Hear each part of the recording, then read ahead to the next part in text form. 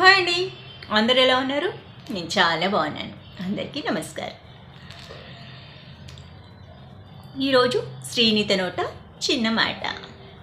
సొసైటీలో చాలామంది మనుషులు ఒక్కొక్కరు ఒక్కొక్క కేటగిరీ పర్సన్స్ ఉంటారండి. ఒకరేమో జబ్బే జీవితం అనుకుంటారు, ఒకరు చదివే జీవితం అనుకుంటారు, ఒకరు బంధాలే జీవితం అనుకుంటారు, ఒకరు పరుగులే జీవితం అనుకుంటారు, ఒకరు పడుకోవడమే జీవితం అనుకుంటారు, ఒకరు తినడమే జీవితం అనుకుంటారు, ఒకరు ఆడడమే జీవితం అనుకుంటారు. ఒక్కొక్కరికి ఒక్కొక్క పిచ్చి ఉంటుంది.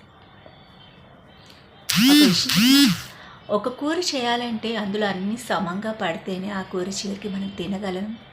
అంత టేస్టీగా కూడా ఉంటుంది అది. అవునా? జీవితం కూడా అంతే అండి, అన్నీ కూడా సమంగా ఉండాలి.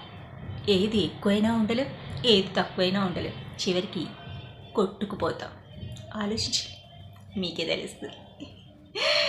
ఉంటాను.